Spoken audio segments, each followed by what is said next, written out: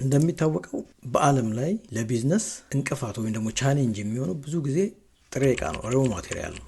ለዛ ነው አገሮች ጥሬ ዕቃ ብቻ በማቅረብ በጣም ሀብታም የሆኑ ብዙ አገሮች አሉ። ውድድሩም እሱ ነው ማለት ይቻላል። በቃ በየቦታው ማምረት ስላለ ለአምራቾች ዕቃ ማቅረብ በጣም ትልቅ ቢዝነስ ነው። አሁን ያመጣውላችሁ ቢዝነስ እኛ ሀገር የጥሬ ዕቃው ችግር የለም፣ በብዛት አለ። ከአፍሪካ በጣም እንታወቃለን በዛ ኢቭን በአለም ማለት ነው።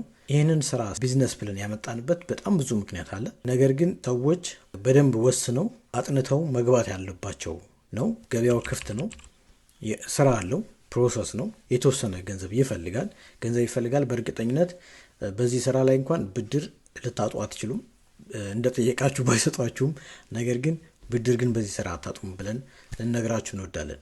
ስራውን ልንገራችሁ እና ለምን በዚህ ላይ ብዙዎቻችን ብንሳተፍ አዋጭ እንደሆነ እነግራችኋለሁ። ስራው የሌዘር ምርት ነው። ሌዘር ማለት በቆዳ የሚሰሩ በጣም ብዙ ነገሮች እንደ ቀበቶ፣ ቦርሳ፣ ልብሶች፣ ጃኬት፣ ብዙ አይነት ልብሶች ከቆዳ ይሰራሉ። አሁን ጫማ ብቻ አይደለም፣ ብዙ ነገር ከቆዳ ይሰራል። ጌጣጌጥም ብንል ስዕል ራሱ አሁን በቆዳ ላይ የሚሰራ ብዙ ስዕል አለና አገራችን ካለው ከብት ብዛት የተነሳ እኛ ያልተጠቀምንበት ትልቅ የሆነ ክፍት ቦታ ነው። እንደምታውቁት በከብት ኢትዮጵያ በቁጥር ከ7 ሚሊዮን በላይ እንዳላት ነው የሚነገረው። ምን ማለት ነው? በጣም ብዙ አለ ማለት ነው። እንግዲህ አመት በዓሎችን ቁጥረን ከሚታረዱት እንኳን ቢለቃቀም ብዙ ነው። ዋጋውን ታውቁታላችሁ። ብዙ ውድ አይደለም ጥሬ ዕቃው ማለትም ከከብት የምናገኘው ማለት ነው። ነገር ግን ከቄራና ከሌሎች ከእርድ ከሚሰሩ ድርጅቶች ጋር በመነጋገር ግን ቆዳው በቀላሉ ማግኘት ይቻላል። ሮ ማቴሪያሉ ቻሌንጆች ይኖሩታል። ይህን የተመረጠበት ምንድን ነው?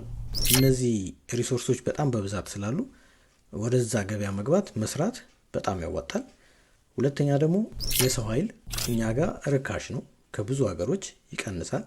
ስለዚህ ያንን በመጠቀም በሰራተኛ በእጅ እንኳን መስራት ቢቻል የሆነ ትልልቅ ማሽነሪ እስክንገዛ ድረስ በእጅ እንኳን አንዳንድ ነገሮችን ማድረግ ቢቻል አዋጭ ነው ማለት ነው። ስለዚህ 3 ጥቅሞች አሉ። ሮ ማቴሪያሉን በደንብ እናገኛለን፣ ሰራተኛ በደንብ እናገኛለን። ስለዚህ በትክክለኛው ገበያ በጤነኛው ገበያ በቄራ በኩል ከሚታረደው ውጪ በብዛትም የማግኘት በየሰፈሩ የማግኘት እድላለን ማለት ነው። አንዱ ቻሌንጅ በጣም ሰዎች ቻሌንጅ ብለው ወደዚህ ስራ የማይገቡበት ምክንያት ስልጠና ነው። አንዳንድ ስልጠናዎች አይገኙም። ስልጠናዎች ማለት ማሽነሪዎቹም በብዛት ስላልገቡ ስልጠናዎች አይገኙም። ግን ብዙዎች ብር ይዘው በተለይ ሪል ስቴት ላይ ይሰማራሉ። ለምን? የሰውን ፍላጎት ስለሚያውቁ። ይሄኛው ስራ ግን ስላላወቅ ነው እንጂ በጣም ትልቅ ቢዝነስ ነው። ብዙ ብር ይዛችሁ የምትገቡ ሰዎች አንዳንድ ጊዜ ባለፈው ወደ ለቀቅነው ቪዲዮ ቼክ ካረጋችሁት ማር ቢዝነስ ቅመም እያሸጉ መሸጥ ትንሽ ይመስላል። ሪሶርሱ በጣም አለ፣ ግን ማን ወደው ያው ፕሮሰሱን ነው። ግን ብዙ ኦፖርቹኒቲ አለው። በዚህ ላይ እንድትሰማሩ አሁንም ፑሽ አረጋችኋለሁ። ስለዚህ የቆዳን ስራ በተመለከተ ስልጠናዎች የሚሰጡ 3-4 ድርጅቶች አሉ። እነሱን እጠቁማችኋለሁ። ሄዳችሁ በደንብ ይሰጧችኋል። በግልም በቡድንም ሄዳችሁ መሰልጠን ትችላላችሁ። በአክሲዮን መልክ ጓደኞች፣ ቤተሰቦች እያጋጫችሁ ብትሰሩትም በጣም ያዋጣ ቢዝነስ ነው። ሌዘር ስራ አልተነካም ብንል ይመረጣል። ውስን ቦታዎች እኔ አዲስ አበባ ውስጥ ማውቀው ስቴዲየም ዙሪያ 1-4 ሱቆች አሉ። አሁን ካሉ አላውቅም። እዛ አካባቢ ብቻ ነው ቆዳ ሌዘር ጃኬት፣ ቀበቶ፣ ቦርሳ ሪል 100% ከቆዳ የተመረተ የምናገኘው ማለት ነው። እንደውም አዞ ምናምን ያዞ ቆዳ ምናምኑ በጣም ውድ እንደሆነ ታውቃላችሁ።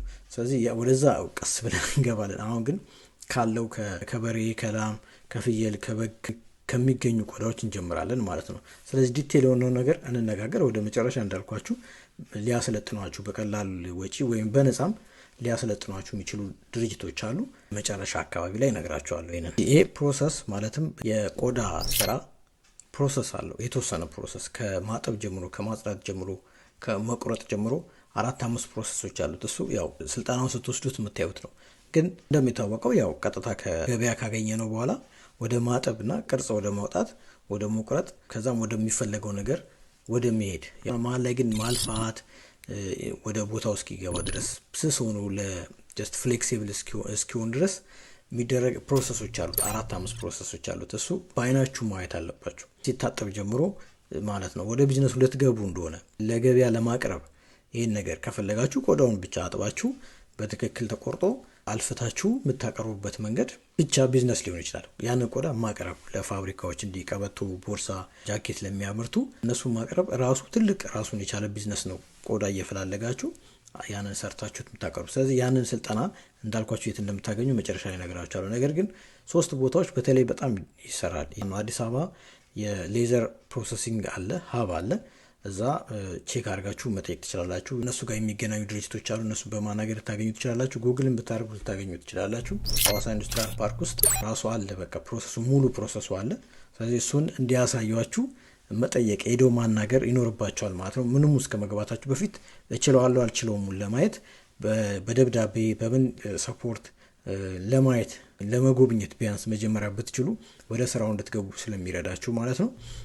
ሞጆ ቢሾፍቱ መሀል ላይ አለ አንድ የሌዘር ፕሮሰሲንግ ዩኒት አለ። እዛም አናግራችሁ ድርጅት ስለሆነ እነሱ አትራፊ ድርጅቶች ስለሆኑ ልታዩት ልትጠይቋቸው ልታዩት ትችላላችሁ። እኔ ፕሮሰሱን እነዚህ ቅድም ያልኳቸው 5 ፕሮሰስን ከማጠብ ጀምሮ ያለውን እስከ መጨረሻ እስኪዘጋጅ ድረስ ያለውን ፕሮሰስ በአይናችሁ ብታዩት የምትችሉትን ወይ ደግሞ ወደ መሰማራት የምትፈልጉትን ስራ እንድትመርጡት ይረዳቸዋል ማለት ነው። እነዚህ የጠቀምኳችሁ ለዛ ነው። ጻፍ አድርጓትና ነገ ጀምሮ ሪል ይህን ስራ ሰራዋለሁ ብላችሁ ውስጣችሁ ያመነ ሰዎች ከነገ ጀምሮ ይህንን ቢያንስ ከዚህ ጀምሩ ይህንን ነገር ብጎበኝ የት ላገኝ ይችላለሁ ብላችሁ ይሁት።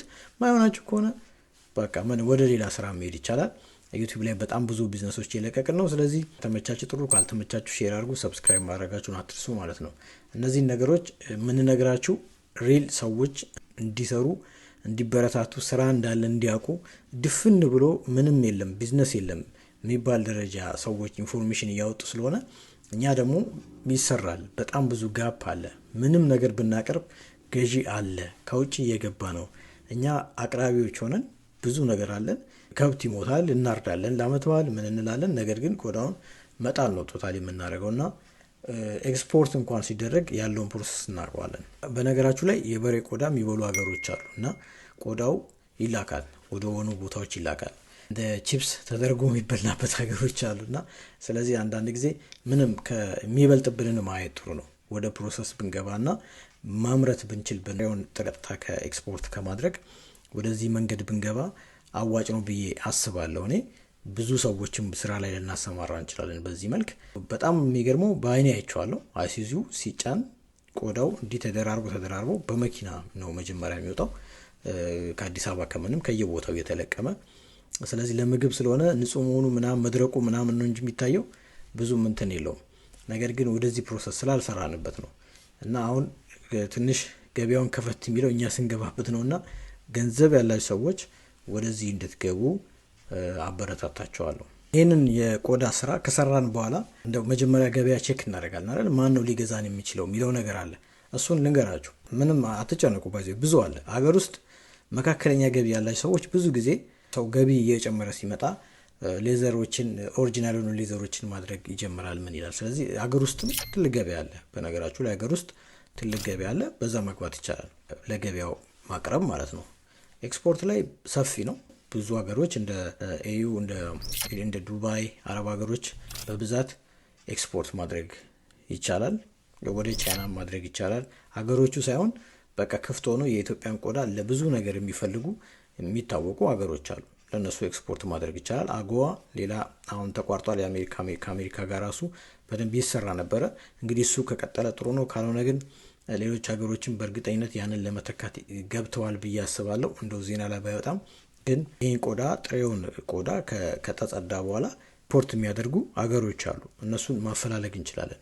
መጀመሪያ ግን የሀገር ውስጥ ገበያን አምራችም አለ ሀገር ውስጥ ገበያ ያንን ቆዳ ወስዶም ወደ ጫማ ወደ ምናምን የሚያመርቱም ድርጅቶች አሉ አይደል? እንደ ዳርማር ምናምን። ነገር ግን ትንንሽ ደግሞ በቤታቸው ጫማ የሚሰሩ አንዳንድ ሰዎች አሉ።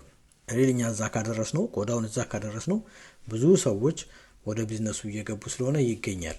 ገዢ ታገኛላችሁ ሀገር ውስጥም ብዬ አስባለሁ።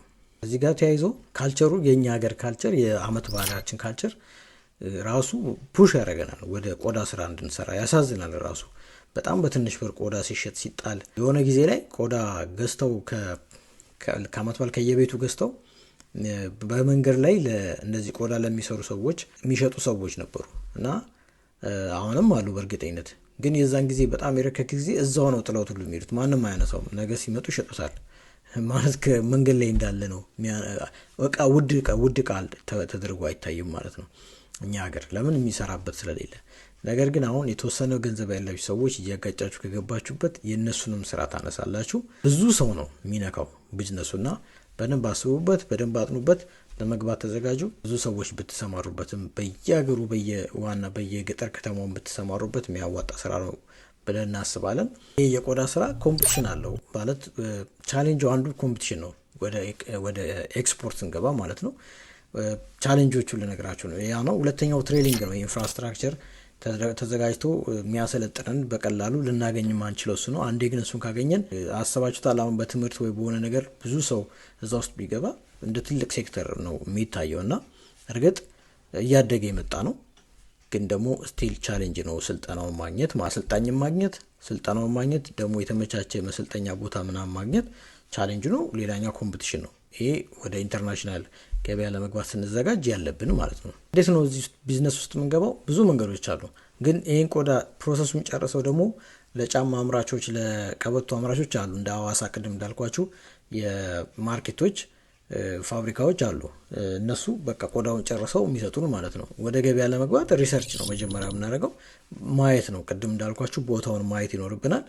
ከዛ ምን ላይ መሰማራት እንደፈለግን ማሰብ አለብን። ለቀበቶ ይሁን፣ ለጫማ ይሁን፣ ለቦርሳ ይሁን፣ ለልብሶች ይሁን፣ ለጌጣጌጥ ይሁን፣ እኛ ምን ላይ ነው መሰማራት የፈለግነው የመጀመሪያው መመለስ ያለባችሁ ፖይንት ነው። ከዛ በኋላ ሪሰርች ነው የምታደርጉት። ማርኬት አለ ወይ፣ የት ሄጄ ብሰራው ይህ ነገር ጥሩ ነው ብላችሁ ያንን ታጠናላችሁ። ቀጥሎ ደግሞ ይህን እቃ በተከታታይ ሳያቋርጥ የሚያቀርብልኝ ድርጅት ማን ነው? ሐዋሳ ነው? አዲስ አበባ ነው ያለው? ሞጆ ነው ያለው? የት ነው ያለው ብለን በደንብ አጥንተን እነዚህ 3 ነገሮች እንገባበታለን። ከዛ ሰራተኛ ላይ ወደ መርጣን ሰራተኞች በጣም በሲሪየስ ስፌት አንዳንድ ነገሮች የተማሩ ማለት ነው ሰዎች መፈለግ ማግኘት ይኖርብናል። በተወሰነ ቻሌንጅ ሊሆን ይችላል። ነገር ግን ብቁ ሰዎች እንዳሉ እናውቃለን። ስለዚህ ወደዛ መግተት ቲሙን መስራት ያስፈልጋል ማለት ነው። እነዚህን ቅድመ ሁኔታዎች ካደረግን ወደ ቢዝነሱ ለመግባት ክፍት ነው፣ የሚመች ነገር ነው። በጣም ሲሪየሱን ጨርሰናል ማለት ነው። ልክ ወደዚህ ስራው ለመግባት ቅድም የተባባልነውን ነገር ካደረግን በቃ ቲም ቢውልድ ማድረግ ነው። ከዲዛይነር፣ ከቴክኒክ ክፍል፣ ከማርኬቲንግ ክፍል ቲም ቢውልድ ማድረግ ይኖርብናል። እሱ በጣም ሲሪየስ ኬዝ ነው። ምክንያቱም ስኪል የሆነ በጣም ብዙውን ስራ ሊሸፍንን የሚችል ሰው ሰብስበን ቲም ውስጥ ቲሙን ማዋቀር አለብን ማለት ነው። ገንዘብ ከማውጣታችን በፊት ማን እንደሆኑ አሳይ የምናደርጋቸው ሰዎች በቲም ደረጃ አንዳንድ ሪሰርቾችንም ለማድረግ መሰብሰብ አለብን ማለት ነው። ከዛ ነው ዲዛይን የምታደርጉት። የቀበቶ ከሆነ የጃኬት ከሆነ በቃ ኤኒ ምርት ውስጥ ስትገቡ ቆዳው ካለቀለት በኋላ ገዝተን የምንገባበት ቢዝነስ ላይ ማለት ነው። ስለዚህ ፋብሪካ አለ የተዘጋጀ ቆዳውን ጨርሶ ይሰጠናል። እኛ ጫማ ምናምን እናመርት ከሆነ ቲም ቢውልድ ማድረግ ብቻ የሚጠበቅብን። ከዛ ወደ ዲዛይን ነው የምንገባው። ሪሰርቹ ቅድም ያልነው እንዳለው ነው ማለት ነው። ከዛ ፋሲሊቲዎችን ለምርት የሚሆኑ ፋሲሊቲዎችን ማሟላት ይኖርብናል። ለምርት የሚሆኑ ፋሲሊቲዎች ቅድም መጀመሪያ አካባቢ እንደተነጋገር ነው በመጎብኘት ይሄን በቀላሉ ልናገኘው እንችላለን፣ ይሄን አገር ውስጥ ልንሰራ እንችላለን፣ ይሄን ከውጭ ልናስመጣ እንችላለን ብለን ገበያውን አፈላልገን እቃዎችን ማግኘት ይኖርብናል ማለት ነው። ከዛ በኋላ ወደ ብራንዲንግ ነው የምንሄደው። በቃ የእኛን ምርት ምን እንበለው፣ ከዛ ላይሰንስ አውጥተን በቃ ገንዘባችንን ማፈስ ነው መስራት ነው የሚኖርብን ማለት ነው። ስለዚህ ቢዝነስ ሲጀመር ያው እንግዲህ ሁሌ እንደምንለው ሲጀመር ትንሽ ያለፋል፣ ቻሌንጅ አለው። ማናስበው ቻሌንጆች ሊመጡ ይችላሉ፣ ግን በጣም ደስ ይላል። ይሄ ረጅም ጊዜ ለልጅ የሚተላለፍ ቢዝነስ ነው። በደንብ አስቡበት። እኛ ብዙ ቢዝነሶችን አሁንም እዚህ ዩቲዩብ ላይ እናመጣለን። ከዚህ ቀጥሎ ትሬኒንግ ለዚህ ለሌዘር ስራ የሚሆን ከቆዳ ምርቶች ለማምረት የሚሆን ትሬኒንግ ይሰጣል ሀገር ውስጥ። እነሱን ልንገራችሁ። 3 ቦታዎች ናቸው። ሄዳችሁ እያንኳኳችሁ ትጠይቃላችሁ፣ ወደ ስልጠና ትገባላችሁ ማለት ነው። አንደኛ ኢትዮጵያ ሌዘር ኢንዱስትሪያል አሶሲሽን የሚባል አለ። አሶሲሽን ነው፣ የብዙዎች ስለሆኑ ትሬኒንጎች ይሰጣሉ። እነሱን አናግሯቸው፣ ያበረታቷቸዋል። የመጀመሪያውን ያለው ቢዝነስ ከሆነ እናንተ ቆዳ የምታቀርቡም ከሆነ ደግሞ ከቆዳ ደግሞ የሚሰሩ ነገሮችም ከሆነ እነዚህ ስልጠናዎች ይሰጧቸዋል። ሄዶ በማናገር መረጃ በደንብ ማግኘት ትችላላችሁ ማለት ነው። የኤንጂኦ ፕሮግራሞች አሉ። ኢንተርናሽናል ኤንጂኦ ፕሮግራሞች አሉ። እንደዚህ ሰዎችን ያበረታታሉ። ስለዚህ ስልጠና አላቸው፣ ራሳቸው ይሰጣሉ። እንደዚህ እንደ ዶሮ እርባታ ምናምን ይሰጡ አሉ። ይህንንም አንድ ላይ ይሰጣሉ። ከቆዳ የሚገኝ ጤናም ለመጠበቅ ስለሚረዳ ብለው በየቦታው እንዳይጣል ብለው ይህንን ነገርም ስልጠና ይሰጣሉ። ኤንጂኦዎች በአቅራቢያ ያሉ ኤንጂኦዎችንም አናግሩ። ሁለተኛ እነሱ ናቸው። ሶስተኛ የቴክኒካል ነገር ማሽን፣ አንዳንድ መቁረጫ፣ መስፊያ ምናምን ቴክኒካል ነገሮችን ስልጠና የሚሰጥ ሌላ ሌዘር ኢንዱስትሪ ዲቨሎፕመንት ኢንስቲትዩት የሚባል አለ። እሱ በክፍያ ነው መሰለኝ። ነገር ግን ሄዳችሁ አናግሩ። እንግዲህ ሳንከፍል ወይ ደግሞ ወጪ ሳናወጣ ወይ የሆነ ስቴፕ ሳንሄድ ቢዝነስ ዝም ብሎ አይቋቋምም። ግን በጣም የምታተርፉበት ቢዝነስ ነው ብዬ አስባለሁ። የምትደሰቱበት ቢዝነስ ነው። በዚህ መልክ የኛውን በዚህ እንቋጫለን። ሌሎች ቢዝነሶች ይዘን እንመጣ። ዩቲዩብ ላይ ሼር ማድረጋችሁን አትርሱ። ለእናንተ ካልተመቻችሁ ቢያንስ ለ10 ሰው ለ5 ሰው ሼር አድርጉና እኛንም ሰፖርት አድርጉን። በጣም እናመሰግናለን።